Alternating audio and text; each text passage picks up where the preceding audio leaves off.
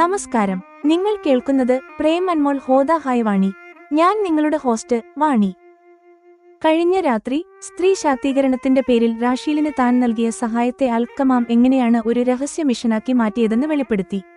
ലോകത്തിലെ എല്ലാവരും വഞ്ചകരല്ല എന്ന് മാം സേഡ് സുധീർ പട്നിയോട് എങ്ങനെ പറഞ്ഞുവെന്നും റാഷീലിനെ നചികേതൻ സ്കൂളിലേക്ക് അയച്ച് അവളുടെ ജോലി എങ്ങനെ ശരിയാക്കിയെന്നും നിങ്ങൾ കേൾക്കും.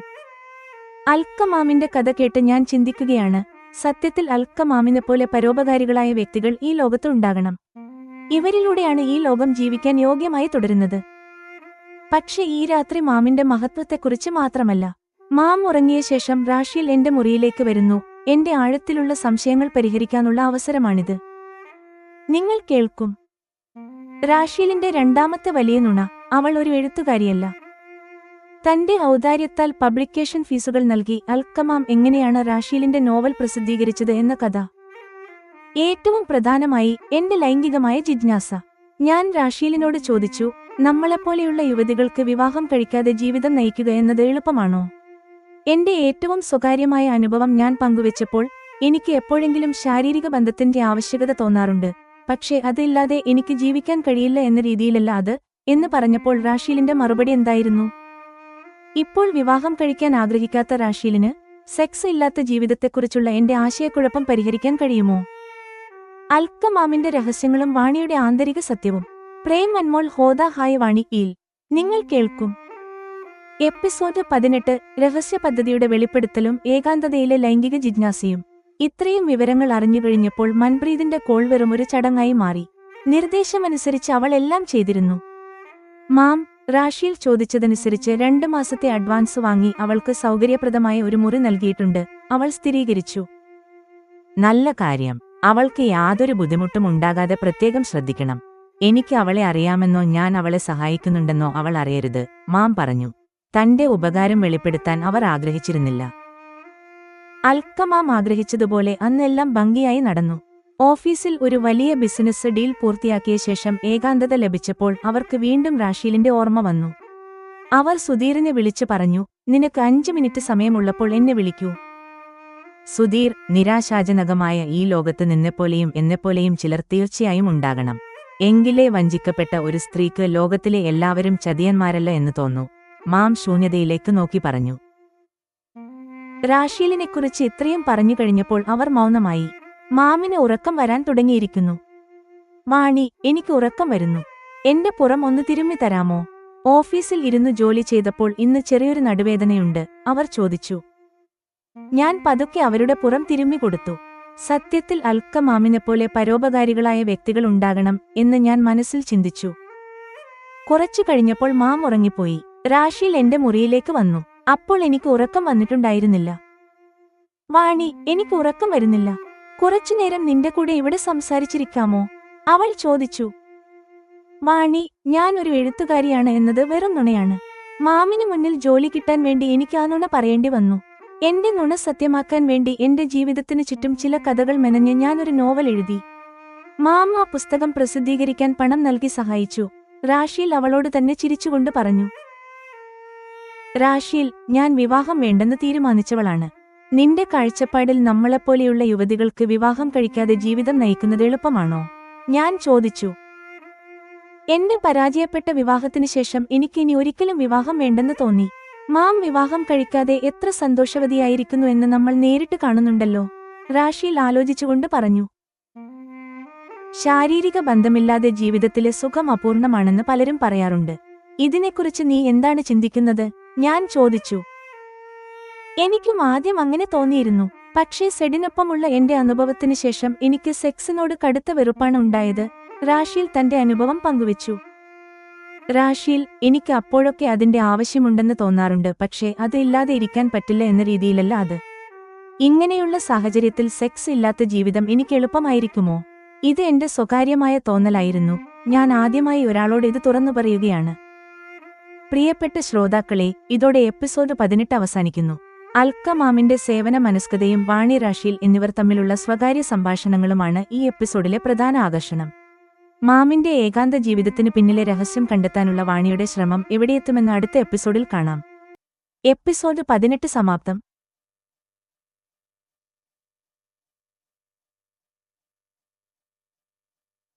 എപ്പിസോഡ് 19. നമസ്കാരം, നിങ്ങൾ കേൾക്കുന്നത് പ്രേം അൻമോൾ ഹോദ ഹായ് വാണി. ഞാൻ നിങ്ങളുടെ ഹോസ്റ്റ് വാണി. കഴിഞ്ഞ രാത്രി എന്റെ ഏറ്റവും സ്വകാര്യമായ കാര്യം ഞാൻ റാഷീലിനോട് ചോദിച്ചിരുന്നു. എനിക്ക് സെക്സ് ഇല്ലാതെ ജീവിക്കാൻ കഴിയുമോ എന്ന്. ഇന്ന് ഞങ്ങളുടെ സംഭാഷണം ഒരു അപകടകരമായ മറുപടി എടുക്കുന്നു. ഞാൻ നേരിട്ട് ചോദിച്ചു, റാഷീൽ, നമ്മളെപ്പോലെയുള്ള രണ്ട് പെൺകുട്ടികൾ ഇങ്ങനെ ഒരുമിച്ച് കഴിയുന്നത് നമ്മളെ സമലിംഗാനുരാഗത്തിന്റെ ലെസ്ബിയനിസം ദിശയിലേക്കാണോ നയിക്കുന്നത്? റാഷീലിന്റെ നേരിട്ടുള്ളതും തന്ത്രപരവുമായ മറുപടി നിങ്ങൾ കേൾക്കും. അവൾ സമലിംഗാനുരാഗത്തെ പ്രകൃതിവിരുദ്ധമായി കരുതുന്നു, പക്ഷേ വാക്കുകളിലൂടെയല്ല, തന്റെ വികൃതിയിലൂടെയാണ് അവൾ എന്റെ സംശയങ്ങൾ മാറ്റുന്നത്.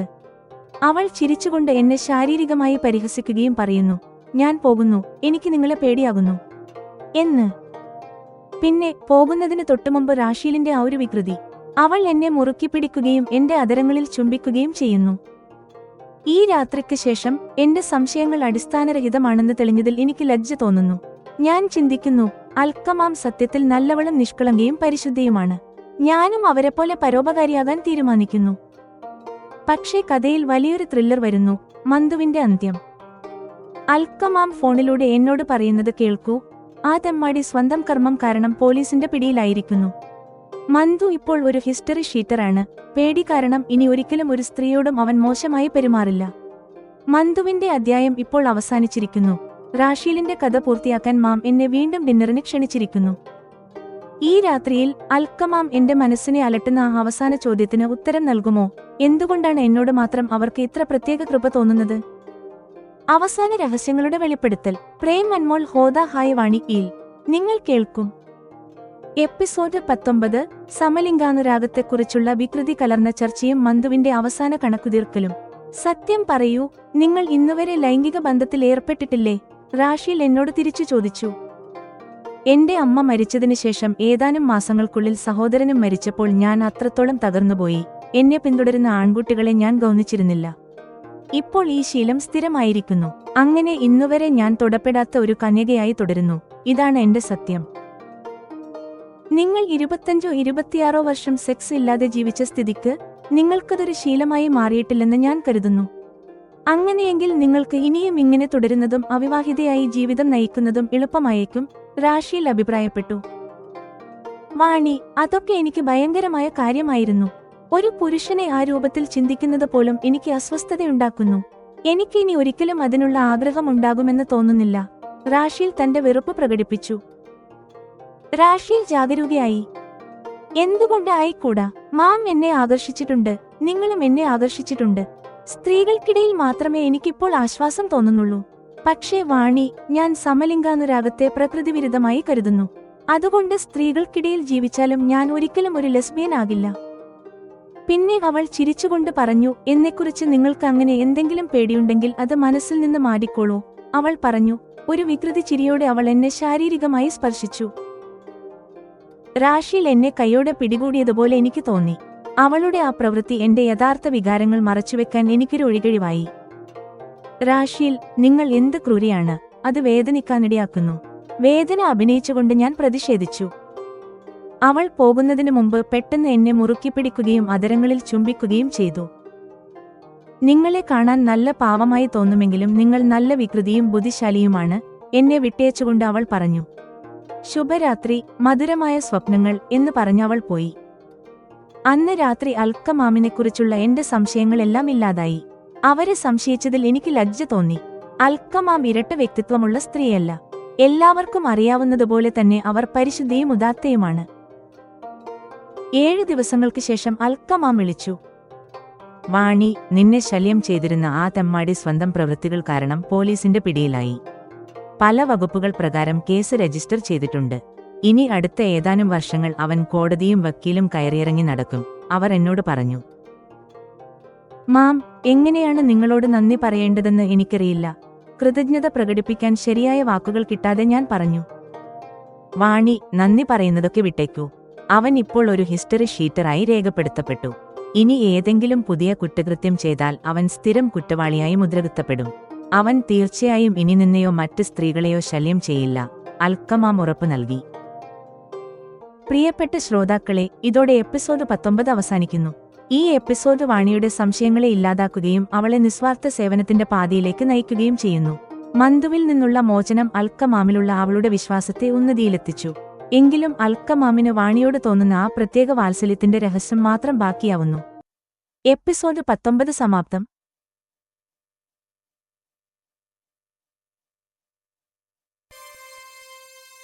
എപ്പിസോഡ് 20.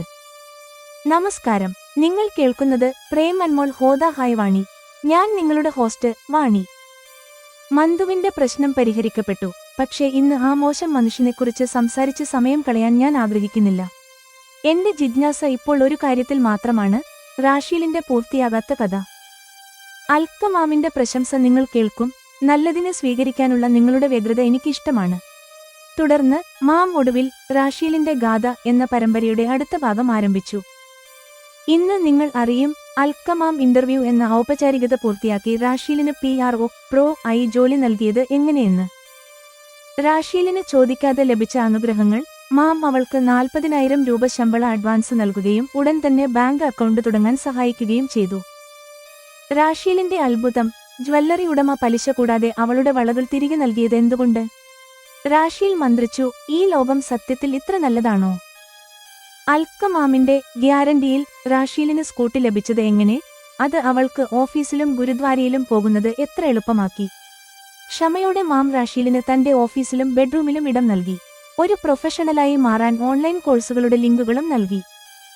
തകർന്നുപോയ ഒരു പെൺകുട്ടിക്ക് അൽക്കമാമിനെപ്പോലെ ഒരു മികച്ച നേതാവിന്റെ പിന്തുണ ലഭിച്ചാൽ അവൾ എങ്ങനെ പുതിയൊരു തുടക്കത്തിലേക്ക് മാറുന്നുവെന്ന് ഈ എപ്പിസോഡ് കാണിക്കുന്നു. ഒരു മാതൃകയാകുന്ന കഥ. പ്രേം അൻമോൾ ഹോദ ഹായ് വാണി യിൽ നിങ്ങൾ കേൾക്കും. എപ്പിസോഡ് 20. തിരമാലകൾ മാറുന്നു. റാഷീലിന്റെ പുനർജന്മം. മന്തുവിന്റെ പ്രവൃത്തികളെക്കുറിച്ചോ അവനെതിരെയുള്ള നടപടികളെക്കുറിച്ചോ അറിയാൻ എനിക്ക് അല്പം പോലും താൽപ്പര്യമില്ല. റാഷീലിന്റെ കഥ അറിയാനാണ് ഞാൻ തിടുക്കം കൂട്ടുന്നത്. ശരി മാം, ഇന്ന് രാത്രി ഞാൻ നിങ്ങളുടെ വീട്ടിലേക്ക് വരാം. ഞാൻ സസന്തോഷം സമ്മതിച്ചു. ഞാൻ രാവിലെ കടയിൽ പോയിരുന്നു. കച്ചവടം കുറവാണ്, അതുകൊണ്ട് കുറച്ചുനേരം ഉറങ്ങാൻ വന്നതാണ്. ചായ കുടിച്ച ശേഷം തിരിച്ചുപോകും. നീ പോയി മുഖം കഴുകി വരൂ, അപ്പോഴത്തേക്ക് ഞാൻ ചായ ഉണ്ടാക്കാം, അച്ഛൻ പറഞ്ഞു. മന്തു അതേ മോശം സംഭാഷണം വനിതാ ഇൻസ്പെക്ടറുടെ നേരെയും ആവർത്തിച്ചു. മാമിന്റെ ഗ്രാമഫോൺ സൂചി മന്തു എന്ന പഴയ റെക്കോർഡിൽ തന്നെ തങ്ങി നിൽക്കുകയാണ്. എനിക്കതിൽ നിന്ന് മുന്നോട്ടു പോകണം. മാം അത് വിടൂ. എന്തിനാണ് ആ മോശം മനുഷ്യനെക്കുറിച്ച് പറഞ്ഞ് സമയം കളയുന്നത്? റാഷീൽ നിങ്ങളുടെ കമ്പനിയിൽ ജോലിയിൽ പ്രവേശിച്ച ശേഷം മാറ്റങ്ങൾ എങ്ങനെയാണ് തുടങ്ങിയതെന്ന് പറയൂ, ഞാൻ ചോദിച്ചു. വാണി, നിങ്ങളുടെ ഈ സ്വഭാവം എന്നെ നിങ്ങളുടെ ആരാധകയാക്കുന്നു. നിങ്ങൾ എപ്പോഴും നല്ലതിന് ഉൾക്കൊള്ളാൻ ശ്രമിക്കുന്നു. നിങ്ങളുടെ ബുദ്ധി എന്ന അരിപ്പയിലൂടെ മോശം കാര്യങ്ങളെ നിങ്ങൾ വേഗം അരിച്ചുകളയുന്നു. മാം പ്രശംസിച്ചു. അവർ എന്റെ കൈപിടിച്ച് റാഷീലിന്റെ ഗാഥ തുടർന്നു. ചോദിക്കാതെ തന്നെ മുത്തുകൾ വർഷിക്കുന്നത് പോലെ റാഷീലിന് തോന്നി. നിങ്ങളുടെ ഈ ഉദാരയ്ക്ക് ഞാൻ നന്ദിയുള്ളവളാണ്, റാഷീൽ പറഞ്ഞു. ഇത്ര കുറഞ്ഞ കാലയളവിലേക്ക് ഞാൻ പലിശയൊന്നും വാങ്ങില്ല, സ്വർണ്ണക്കടയുടമ പറഞ്ഞു.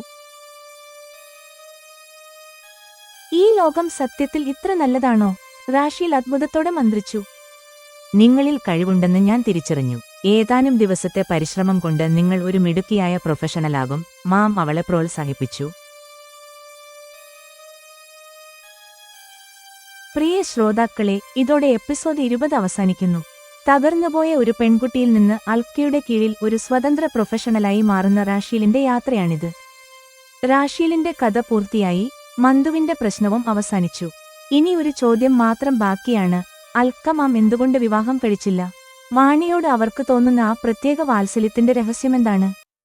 എപ്പിസോഡ് 20 സമാപ്തം.